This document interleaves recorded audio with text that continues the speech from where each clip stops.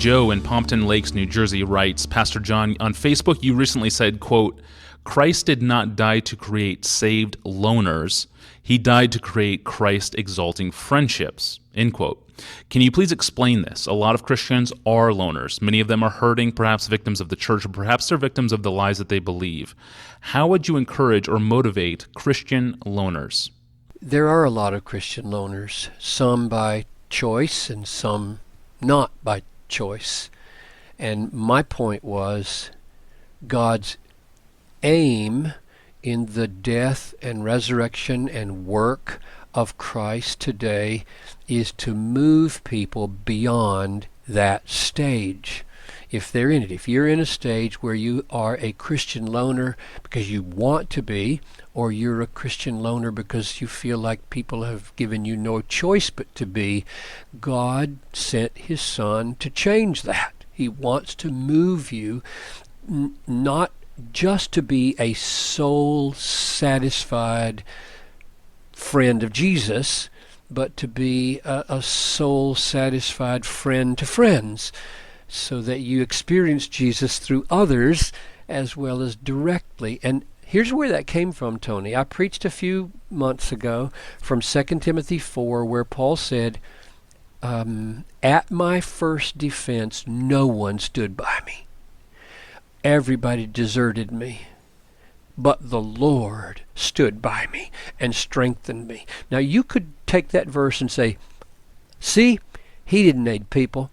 Jesus was his friend. Jesus will never fail. People will always fail you. I'm tired of dealing with people. They're just fickle and they let you down, and I'm going to be like Paul and have the Lord stand by me, and if everybody forsakes me, that's their problem. I've got Jesus. That is totally not what Paul experienced in that chapter, because he said just a little bit later to Timothy, do your best to come to me before winter.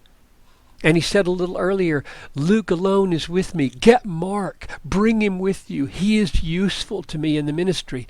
This is Paul's heart in all of his letters. Paul hated being in ministry alone. When he was forced to go alone to Athens, first thing he did was send back, please get Timothy and the team down here as soon as you can. I don't want to be here in this city by myself.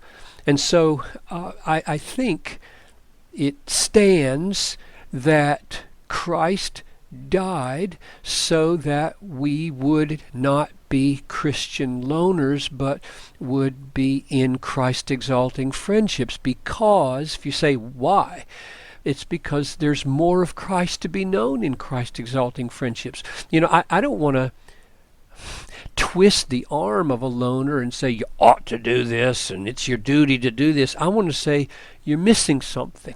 Really missing something. There is more of Christ to be known. There's more of God to be known. God said to a happy man, it is not good for you to be alone. And Paul said to a church, the eye can't say to the hand, I have no need of you. The head can't say to the feet, I have no need of you. They can't. And if you're a head or an eye or a hand or a finger or a pinky or a big toe standing off by yourself saying, I don't need them, you're wrong. Paul says you're wrong. So here's my encouragement. First of all, to the loners who think they don't need others, I would say you're kicking against the pricks. God has more for you, much more of himself than you will have on your own. And the thing I'd say by way of encouragement to the Christian loner who feels that he or she has no choice, that they've been kicked into loneliness, I would say, I'm sorry for what has happened to you. I'm sorry that that's been done to you. And I would say, please, don't give up on the one never failing friend because other friends have failed you. And I would say, for the sake of Christ, forgive those who have failed you. Unforgiveness is suicidal. It hurts you more than it hurts them. And I would say, move toward a Bible preaching church with the prayer that God will guide you. He has a community for you. Trust him for this. And I would say, finally, be for others what you long for them to be for you. Thank you, Pastor John, and thank you for listening to this podcast. Please email your questions to us at AskPastorJohn@desiringgod.org. At desiringgod.org, you'll find thousands of other free resources from John Piper. I'm your host, Tony Reinke. Thanks for listening.